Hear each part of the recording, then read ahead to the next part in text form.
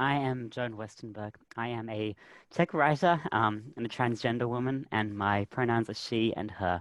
I'm really excited to be here. Before we jump into the event today, I want to invite everyone to just take a deep breath, take a moment. I know we're all working from home right now, so it's hard to separate our time away from our laptops because we're always just looking at screens. So just take a deep breath. We're here together. We're going to be having this conversation, and I want it to be a really personal interaction. If you need some water, grab some water. Let's stay hydrated. Make sure that we're looking after our health in the middle of this. That's what we all need. If I'm interrupted by a 4-year-old in this interview, that's because it's 2020 and we are all being interrupted by 4-year-olds in interviews. Today, I'm really excited because I'm getting to host a conversation with Phil. Now, Phil is a really lovely human who I've known for a little while now. He's a pretty brilliant person, but he's also a good friend. He's one of the people in tech here in Sydney who supported me when I came out as transgender and reached out to offer just a moment to chat about things and give me that time and space. So he's a wonderful person. He is a partner at CSIRO's venture capital fund, Main Sequence Ventures, and he invests in deep tech founders who are building unimaginable new companies with a strong connection to research. And before that, he was the founder of Pollenizer, which was an incredible incubator that just played a huge part in developing Australia's technology ecosystem. So we're really excited to have Phil with us today. Welcome, Phil. It's going to be fun. Thanks for having me, Joan, and Craig and Danielle. I wish I was in Adelaide in the supper club, but we'll do that again soon. I wish I was in Adelaide because I miss all the food there. I'm an Adelaide girl at heart, and I miss Golden Boy and Oggy and all those great places to eat, but soon, very soon. I have to say, like South Start is the most amazing event. So next time it's happening face to face, anyone that can make it, get on a plane and get along. It's fabulous. It'll be brilliant. Look, 2020 has been one of those years where all of our plans have just gone astray. And I think it's something where we're all having this shared experience of trying to adjust to what it looks like when the things that you had planned and the things that are normal are no longer around. So I guess my first question today, Phil, I wanted to ask about what your 2020 looked like back in January and how much has it changed and shifted since then? Well, I think for people that work in startups, it hasn't been as dramatic as perhaps other people's response to the year, because in startups, everything is hard and and we feed off problems to create opportunities. That's what we do every day. So we've certainly all been working on different things, and it's been a very challenging year where we've all had to adapt. But it's certainly been different. I mean, in my case, I was building up to a trip to San Francisco and to New York. I'd been planning it for about 6 months. I had the most fantastic meetings lined up that were going to bootstrap me into the whole year. And then as the weeks rolled on at the beginning of COVID really revealing its true bite, that kind of slipped through my fingers. So I was very frustrated. But I said to myself, let's just not change anything. Let's just still go, but go virtually, not ask anybody to change any meetings. And I just worked a night shift for 2 or 3 weeks and had at 100% of the meetings actually. And that's something that's actually carried on throughout the time since. I have a night shift in San Francisco next week instead of going to San Francisco, and I have a night shift in New York 2 weeks after that. So it's actually one of the good things that's happened. This sort of new accessibility. I think it misses the supper club. I think that's right. We can never get that intimacy and connection that happens at events like South Start. But in terms of the accessibility of people who perhaps before would have been quite difficult to meet, the world's changed for the better, I think, in that sense. And so and then the year has gone from there. It's been a weekly adaptation. Board meetings now happen weekly, not every 2 months, and we're all learning on the fly and trying to get ready for whatever's around the corner. Just kind of leaning on something you said there about being able to connect with people in New York, people overseas, in a way that is, I guess, more accessible. Do you think that's something that could stick around after COVID? People being more open to having these conversations and not necessarily having to serve as gatekeepers as much anymore. Well, I think that's really interesting because I think we're in a bit of a transition stage again now, where at the beginning we all just went, we've got to work differently. We need to find a way of keeping going. So we all ran on to Zoom and similar platforms. And yes, I would say the access is now phenomenal compared to what it's ever been. I think I would encourage anybody on this call to, if you want to meet somebody, just ask, and I bet you can do it. And because everyone's in the same situation, everyone's meeting in Zoom now. It's not that they're prioritizing a face-to-face meeting at a coffee shop somewhere. But the transition I think we're in now is we're all getting a bit tired of it. As you suggested at the beginning, I think that's right. It's getting a bit brutal, and now we're needing to find new ways of balancing. We're trying to make this experience more interesting. I mean, I think it's been interesting seeing how people are using new tools like Mural and Miro in their windows to actually do design thinking sessions, more creative sessions. People are using breakout rooms more. People are using tools to sort of mediate what they do better, rather than having it as a sort of, a phone call with video, actually making it a bit more interesting. But I think, how we get that balance right over time is going to be interesting. And I certainly hope we can keep the access and the convenience and the scale, if you like, but also get a bit of supper club back. How do you feel you have balanced out that I guess the clash of work and personal life this year that we've all been struggling with, and how it bleeds over into every single area? Do you feel you have managed to hold on to some kind of balance through that? I think I'm constantly trying, and then I will spend a few weeks where I get lost, and then I'll kind of regroup and find a way of adjusting. So because I certainly find it's quite we're all so busy. It's quite invisible. It's not like you sit there going, gosh, I feel really frustrated. I'm looking at 2 windows all day. It's kind of just working, but then I'll find myself kind of coming to a head and going a little bit crazy and having to adjust. So I think we're all having to use tools differently. So for example, I use Calendly a lot. Because I'm, in this new world of access, I get a lot of people saying, Phil, can I have a chat? And you can actually spend half of your time just negotiating when you've got time to have a chat. So Calendly is fantastic because people can just put it in your calendar. But I think a lot of people have my Calendly link now, and they just put meetings in my calendar. You're And losing control.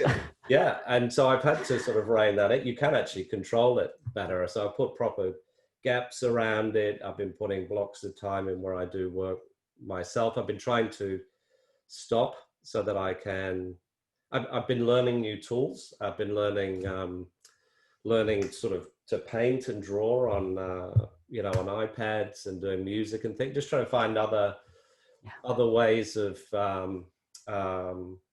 getting out of my head and making it not all about work.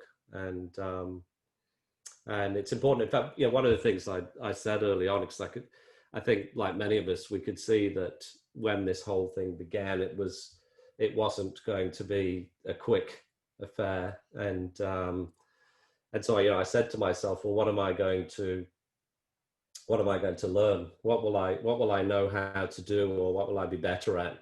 Because this time happened and I had that opportunity. So that's been quite good. What do you think the answer to that has been? Like, what have you learned? What have you been able to draw from this time? Well, as I say, I've been learning new skills. Yeah. So just because I actually went to art college 100 million years ago, And then I just haven't really done it since, but I find it very relaxing. And I enjoy doing music, even though I'm not very good at it, but I've got a little bit better at it. You know, I've learned some tools, and it just gives me a thing other than watching Netflix, right? Because that was kind of the first thing. It was just like, Oh, binging stuff, just like falling into that Netflix. hole. Yeah. And now at least it's sort of, it's work and music and drawing, or it's work and drawing and work, and it's kind of, you know, doing a bit of that stuff, which I think is good. It's what I find difficult is with this world of access, how do you allow yourself in the middle of the day just to step away from it and not work for a while, even if you're a complete workaholic like I am. Yeah. And I think we've all got to get better at that now, because so many of us are not doing what we used to do, which is get on the train, go to the office, do work, come home. It's a lot more, if we're not careful, work will just infect our entire life. Yeah, and I think there's something about the way we connect in there as well, because I guess we can't go and see each other and make time in our calendars to go and have dinner, have a coffee. We are so connected via WhatsApp, via Slack, via Facebook Messenger, all these different channels, which means we feel like we have to be so responsive to people. And we want to reach out to other humans, but we're getting so overwhelmed with it as well. Do you feel like you are communicating differently with not just people at work, but with friends, family, loved ones? Yeah, I think we've all descended into our screens, and I think my most recent observation is that things have become very transactional, even with friends. You know, like even if you want to catch up with a friend, it's like, well, here's my Calendly link, and you know, I did that I've this got morning to 30 a friend. minutes, and then how's it going? Okay, bang, and then next thing, and you know, that's not you know, so I'm starting to think about how do I spend some more sort of nurturing time with perhaps not everybody, but with some people. And I think, you know, I think yeah, we all know from working digitally anyway that sometimes, and I think we've all been on both sides of this. You can send an email and you can make someone cross, right? They read something into an email or a quick comment that you make that they think is hurtful, or you know, you've been misunderstood, or it's not thinking about the true depth of what you're facing. And I'm becoming quite mindful of that. In fact, I have, you know, I confess I've made a couple of people quite upset recently, and it's just because I've transactionally replied to an email and It's I've so easy to missed do. something. And Yeah. I think we're all doing that to each other quite a lot now, and we need to watch out for it. Yeah, I think we have more time than ever, but we are somehow time poor at the moment. Yeah. And it's just, it's driving us a little bit, to the And it's edges. flat. It's kind of one dimensional, isn't it? There's no, Mm. like this morning I did actually go to record a podcast somewhere. I actually had to go to a studio, and I was thinking, oh gosh, it's nice just to be driving on the freeway. Yeah, Because nice to get out of the house, we're honestly. not kind of getting that baked into our days so much No. at the Um, moment. and then there's just like all the little things. Like I'm wearing a brand new skirt today, but nobody can see it because I'm just like, it's a waste of my fashion. You can give us a 12. Look, I just wanted to kind of switch over to talking about your work itself. Now, Main Sequence has always been a fund with a strong DNA focus on hard science and technology, that deep tech. And right now we are seeing the whole world scrambling to respond to what is going on. Governments trying to put money into research and investments. Do you think that like the proper responses to coronavirus, the way we build a new normal, is going to come from the public or the private sector, and how could they work together? I know that's quite a Yeah, broad question, but yeah, it's one I think we're all worrying about, yeah. I think one of the interesting things about this time that we are in and will be in for a while is that um, nearly all of us. I wish it was all of us, but let's just say nearly all of us can see that we have something to do now. Like we have to do something about making the world better. The world is demonstrably broken through most of our eyes. Even we go to the supermarket and there's no food there, and we wonder, how can that be? I'm used to food always being there from anywhere in the world, and I'm used to having a job, and now I haven't got a job, and I'm used to going to this restaurant, but now the restaurant's not there, and the world is broken. Our bushfires have just moved to California, so everyone in California can see that this stuff is not going away. So we can see there's something to be done, and I think as well what we can see is that we can do something. I mean, I think this is where I'm somewhat of an optimist. I think the global response, although clearly mixed, is really interesting, because you've seen this whole mobilization of a planet, and certainly of our country, to do something massive. I mean, we've just changed how the whole country operates, and we've found money, and we've spent money on things, and we've said these things are important, and then everyone's focused on it. And I think this is our opportunity for something of a moonshot around climate change, better healthcare. How can we be ready for the inevitable next pandemic that happens? How can we accept that bushfires happen now because climate change is a thing and drought is a thing, and we need to fix these problems? And that's where I'm something of a crazy missionary about this stuff in deep tech, because I think we need deep tech for a lot of that, and you can't fix climate change by just sending emails to lots of people and making a website, and you can't make more food that way, and you can't rebuild the Australian manufacturing sector that way, and you can't change the balance of how much healthcare we have to buy from the rest of the world, because even though we do so much work here, we just license it out to people in other countries, and then we have to buy it back, so our healthcare system becomes really expensive and we're not in control of it. So I think there's a huge amount of work to be done. And I think, to your question, I think this is where it gets very interesting, because the private or the public sector cannot do it on their own. And if there's one big problem here in Australia, which we're getting much better at solving, but we haven't solved it yet, and perhaps we never will entirely, is how do we get people collaborating more, working together, using each person's superpowers to create something that is not possible for any one of them to make on their own.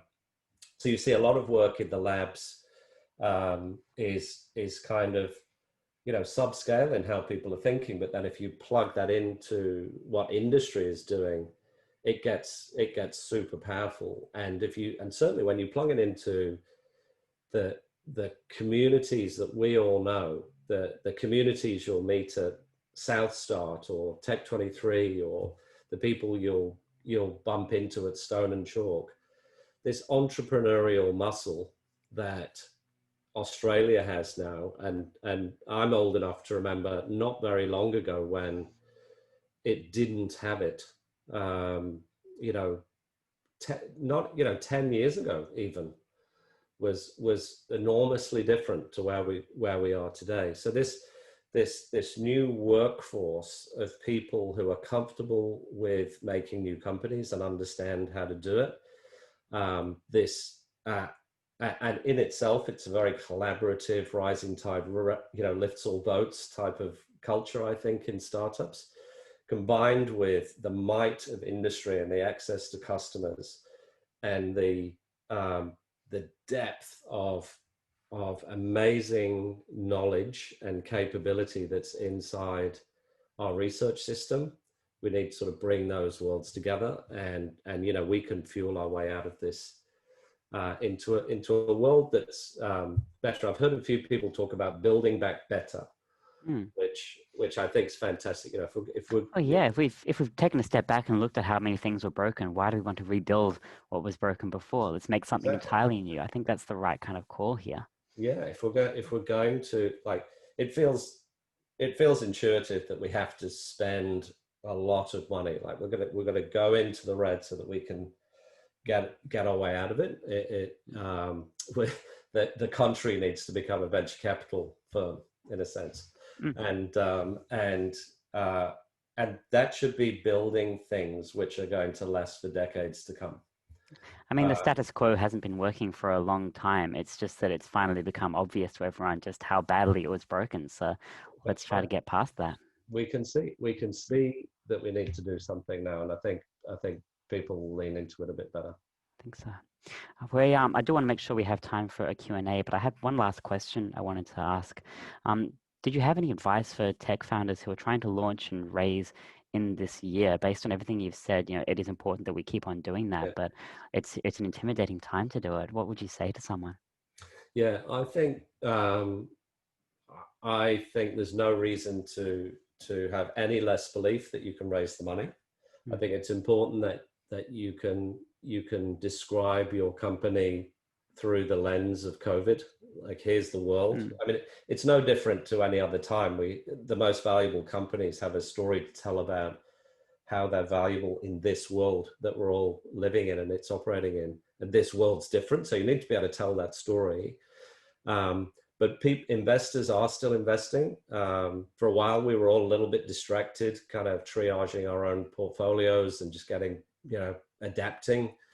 We're all very much out there investing as we've always been. I think that back in March, when I was talking to my colleagues all around the world in the investment scene, they'd be saying, well, we're not going to invest. We'll meet people and we'll get to know you. We'll start building the relationship, but we obviously can't invest until this is all over and we can come and visit, or you can come and visit us. That's changed. People are investing all over the world now. I would suggest it's probably easier. I've got no data on this, but I would say it's easier to raise money from an American VC than it was last year, because they're open and they're doing deals over the internet. And they're having those conversations that you mentioned before. Yeah. Yeah, absolutely. So it's good time. So it's absolutely just do what you always do. Make the list of everyone that you want to see and just start reaching out to them and just ask them who else you should speak to, and then get those connections. Do it in Zoom. It's what we have to do at the moment. But it's you can meet the investors, you can close the rounds, and you'll have to adapt. But there's no reason for losing hope. That is actually a really hopeful message to end on. I mean, we're all scared this year, so it's nice to hear just like a voice to say that things can be okay. You can still push through it. I really appreciate that. And we've got more to do, so we must push through it, and we've got a better world to build. That's it. And I think I'm reminded of it when on all these Zoom calls, you are starting to see inside people's lives a bit. So you are seeing people being interrupted by their kids, or you're seeing inside, and it's fantastic. But you're also being reminded that there are people out there. Like we aren't just like a bunch of folks in a co-working space. We are people with families and loved ones, and that's what all this is about: connecting and staying connected and trying to make a better world. Yeah, 100%. I think we do have time for the Q&A now, which is exciting. Am I right there, Danielle? I think so. Yes, and we've got some amazing questions in the Q&A section. Joan, are you able to? Brilliant. Yes, great. Okay, so the first one from CBL. I've known Phil for quite a while, but I have a question I never asked him. How has your theatre background helped you in your startup work? Hey CBL, how are you? Nice to touch base with you through the Zoom. Look, so my first career was as a theatre director, and I did that for the first decade of my life. And as I'm sure people understand, you don't make much money being a theatre director, but and so I made money on the side doing websites and things like that. So that's how I ended up where I am today. But making theatre is interesting. You have to make something from nothing. That's the job, right? And I spent 10 years of my life, what you generally do is you make a brochure, or the festival kind of copy.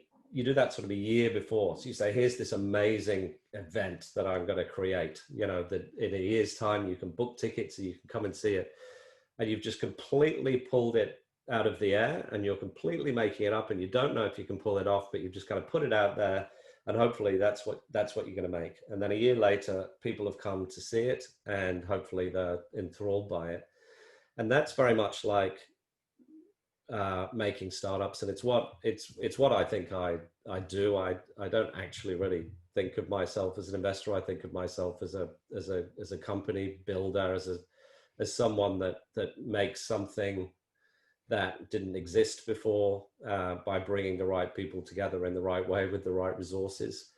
I think there's another thing about theatre, which is you can't you just don't have the currency of Joan, come and work for me, I'll pay you a good salary, and you do so many hours and do exactly what I say, because you're not paying a good salary. It's rubbish. And so all you've got to sell is the idea, and it's like, here's what I'd like to try and build, and I'd love you to come and build it with me. And I did that with an amazing group of people for 10 years, the same group of people that worked with me closely. And that's something I've learned is really important in startups. All of us working in startups know that they are brutally hard. You have amazingly inspiring days, and you have days which you just think, why am I doing this? And so if you don't have that idea pulling you through, that belief that you can make that thing that got you excited in the first place, then you're not going to endure. So all those skills have been very important to making startups. And I've really done. I suppose we all would look at ourselves and feel this way, but I feel like I've done exactly the same job since I was 21, except just happens to be some people called me a theatre director, some people called me a web producer, some people called me a CTO, some people have called me CEO of Pollenizer, and some people have called me a venture capitalist. But I do what I do, and I've been doing it since I was 21. I've always felt that startups are a form of improv, really. We have to keep on saying yes and, or it just doesn't work. Exactly. In fact, that's excellent, actually. That's that improvisation skill where you build upon the layer that somebody just gave to you is powerful. The next question from Jason. Now that remote meetings have become normalized, have you found that deal flow has improved? And have you subsequently made, or would you be willing to make, an investment where you've never met the founding team in person? I know I would prefer to never meet anybody in person and do it all on Zoom. But... yes, we have a number of deals in play now with founders that we've never met face to face, and I think that's just the normal now. It has been normal. Normalization is a good word for this, actually. It has been normalized. We're all finding ways of interpreting sessions like this better, treating them as real, I guess, so that we can do proper work together. So yeah, I think it is. I think it's not the right assumption anymore to assume nothing real can happen until we all get back face to face. I suppose it's democratizing things a little bit more, saying that we have to recognize that companies can't be built just in one physical location. They can't employ people in one physical location, and that actually gives you so much more power, really. Yeah. Well, I mean, one of our portfolio companies, CoView, it's a telehealth platform that had 8 employees before COVID hit. Now it's doing close to 30,000 telehealth consultations a day, and it's got 40 employees, and they've never met each other. They've all been hired during COVID, and they're all remote. I have never met anybody at Linktree in person, right. Not a single person. We've all been remote since I started, so it's kind of cool. The one kind of question I have is, what's the Linktree office actually like? Because I haven't visited it. Yeah, one day you'll have a special event. One day. All right. The next question from Aviv.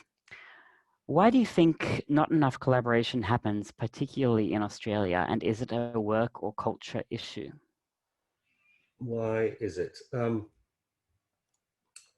I think a lot of it is just historical siloing, so we don't know what's possible, and that we are allowed to actually collaborate. When I was still running Pollenizer and we designed the CSIRO on accelerator program, that's when I first got to meet people that were in the labs of Australia making, new fuels or new medical devices or new kinds of food or quantum computers, and it was almost embarrassing on my part because I realized that I've been running, the country's first tech accelerator for 10 years, and I was utterly ignorant. I didn't know any of that was happening. I was working in this sort of tech bubble, and then as soon as that world opened up to me, it was kind of, I just was delighted to drink from the fire hose. And so I think that's the first problem. I don't think anyone's sort of, decisively, not collaborating. Then I think the next level is, what's the playbook? Like, how do I do it? So all the people that are listening here today, if I said to you, just go and work with go find a university that's building something, that's discovering something that might make your product set, 10 times more valuable in the next 5 years, what would they do? I suspect most people would find it difficult to know where to begin, like where to look. How do I know what there is? Which university do I have a look at?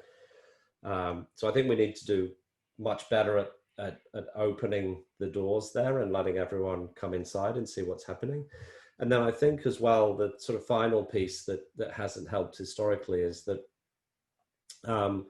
corporate Australia has been sort of focused on business as usual and has optimized its business for, making the existing telco or bank or whatever, bigger, better, stronger with what they have, not finding, if you look at how companies like Amazon work, they'll just go down a rabbit hole to something completely surprising that they can sell to their customers, because they don't say, no, we don't do that because we sell books, we're a shop, we don't do that.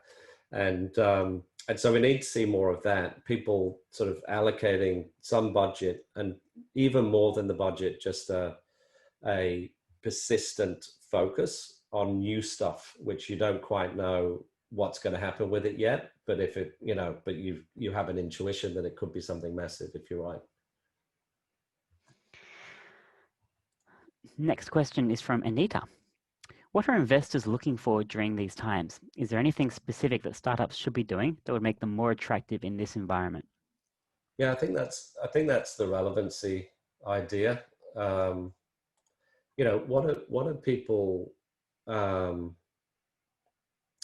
are people worried about? What do people think is a problem, right, in the world? And then how would you describe your startup so that it kind of resonates with one of those things? If you have to convince an investor that there is a problem before you can start talking about what your company does, which sometimes you kind of have to do if you've got something very, very technically specific. Sometimes that's just sort of an inevitability, but it's going to be harder if that's the case. So if you said that at the moment the global airline industry is in a crisis, it can't get people on the planes, here's how our product can get people back on planes. Australia is developing new vaccines. And actually, I don't want to give vaccines because I don't want to suggest that everyone's startup should be a direct attack on COVID-19, but just what are you doing that helps the situation we're all in right now, including climate change, food, all these things? Needing to shop more online. Because I Right? suppose the issue isn't actually COVID, is it? The issue is the world we've built that has been attacked by COVID, the way we're Right. connected that's been attacked Yeah, by that's a COVID. So great how way to can look we at it. re-examine that? Yeah, Mm. yeah, yeah. The CBL's just completely taking over our whole session here, Joan. The follow-up question. We usually talk about the talent gap in startups as one focused on skills, product managers, developers, etc., but never in terms of affective and leadership skills.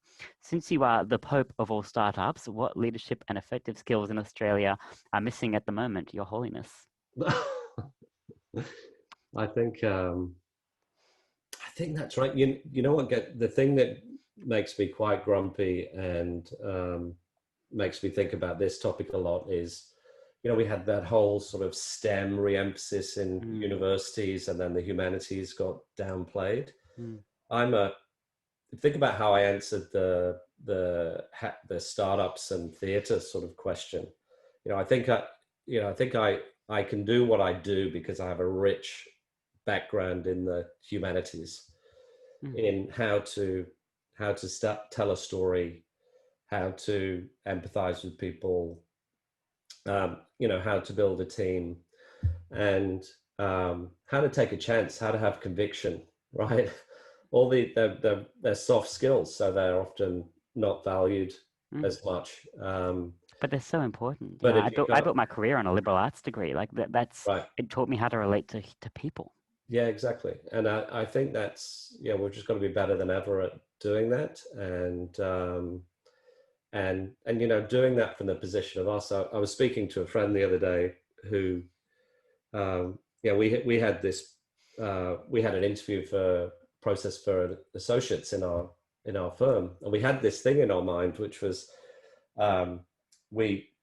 we had this whole process actually where we were sent to look at all the applications for something weird that was interesting that we hadn't thought of before, and we had to come and bring it back to the group and say, that's interesting, I hadn't thought of that, definitely didn't know I didn't know that, and that could be an interesting new input for how we operate as a team. And so I had a friend who was applying for a job. I said, look, just be honest and say what you do, and just don't try and package it into something nice that you think's what they want to know. Just say what you do and why you're going to uniquely go for it. And she didn't get the job and was disappointed. And I said, well, it's probably because you would have hated it there. Right? Because you've said what you do and what you're fantastic at, and it's not a fit. So we've got to just find more of these truly human connections, I think. And that's how we're going to break down the silos and get these collaborations happening that we so desperately need. Are there any other questions anybody is burning to ask? I'm going to chime in, and we've got a question from Alice in the chat. Now, Alice has asked, what marketing platforms or methods do you think are the best for startups to use? Oh, hello. In this current environment, what is the most impactful and effective way / technology to reach people? So I think this one is almost changing by the week, right? And those of us that have been in digital marketing for a while know that it kind of changes. You'll have this window of opportunity, a new platform will come online, or a new set of circumstances will happen, and we go and do that growth hack or whatever it is to sort of find the way of building our community. But then everyone does it and it goes away. And now we're in an extreme version of that, where people are more open to things more often, almost in a weekly cycle. And then we're finding a way of reaching people, and then things are moving on. So we've talked about that a little bit in this session. So Zoom webinars, I've seen people build phenomenal customer relationships through webinars, and then innovating on the webinar. So you're capturing the people when they're coming into the webinar, You're doing breakout rooms and building relationships. You know, you're training people in some situations, and that's working really well. But what's going to happen, and it arguably is happening, is people are getting a little bit tired of it. So we need to already innovate again and do it even better. We're seeing, of course, a lot of people go more natively online, and then you know, e-commerce is just absolutely going off the charts right now. But you know, everyone's marketing in the same way, so more emails are coming in, and you know, more people are using all the growth automation tools to actually speak to customers. So we're all starting to get a little bit smashed. So I don't know that it's a particular tool, and I'm probably not the best expert in that. It's more that whatever tool you're doing, properly measure that it's working, and be mindful that it might stop working sooner than it might have done in the past. We have a question here from Adrian. As a newly finished PhD looking to create a startup, what should I do to better understand the ecosystem in South Australia and Australia that will allow me to create a deep tech business? Well, I mean, I think you're living in a great city for that. And I think, you know, Adelaide is doing a terrific job to establish itself as a center of certain sort of deep tech themes. Defense, of course, and the space industry is huge in Adelaide. The food industry and the wine industry is huge, and all the science that comes from that. So I'm not sure what your particular discipline is from your PhD, but it's there are deep tech people in Adelaide today building companies, and I would spend time with them, and of course I'd spend time with Danielle and Craig and the South Start team. Go on the walks, go on the walks through the bush and network with people and understand how people are doing it there today. I think you just have to. The answer to this question always, not just in a time of COVID, is just to go and talk to people, and there's a little bit of that prior question about how do I what's stopping the communication, the collaboration happening, that we still have a little bit, especially in research, about this is secret, this is my secret IP, and I don't want to talk about it, I just need to get on with it and prove it. In fact, you know, the more you talk about it, the more the world will come to you and start pulling you to make what you want to make. And so I just get out there, speak to people, speak to as many people as you can, and it'll start to materialize. I agree with that. You know, people often ask me to sign an NDA before they'll let me look at what their company as a startup is as a journalist. And I always say to them, well, if you think your idea can't survive competitors, then why are you in the market? Yeah. Like the more you talk to people, the more ideas you can have, more input you can have, the better your idea will get. Absolutely. Actually, I'm just going to chime in here because I got a question kind of based off that, if I could, Phil. Yeah. I think it partly comes from, you know, being a new transplant here, and your sort of point about the collaboration aspect. If we go a little bit more macro, I'm curious what you think from your unique perspective is holding back Australia, or where you think Australia should be doubling down as a result of where we are and the potential to where we're going. Yeah, and you know, I'm a bit of a fanboy when it comes to Australia, because you know, I'm coming more of the camp of, well done Australia, keep going. Not Australia is just so terrible at collaborating, and because I can remember 10 years ago, and I can remember what the desert felt like, and I know what it's like now, and it's absolutely brilliant, and you can't change a whole national mindset overnight. And so so one thing I would say is keep going, and I'd say that especially to politicians and people running big programs, because it works, right? And the worst thing you could do is actually stop it. If you turn off the tap, you can't stop and start a whole community of people building a strength and a capability. So I think we're doing really well. We have to keep going. when we actually bring the three different forces together of entrepreneurship, industry, and research, that's the specific area that we need to do better at. And I'm particularly interested in this idea of market creation. And I think that's something we can do fantastically well in this context that we're in right now. So if people who have influence, they may be politicians, they may be media, they may be you, saying, this is what we should do together, and they'll stand on top of a mountain and lead that charge to make whole new markets with lots of companies in them that each make lots of jobs. That's the next task. And we're going to need some national conviction to do that. But we can build off a solid base, which gets stronger by the day.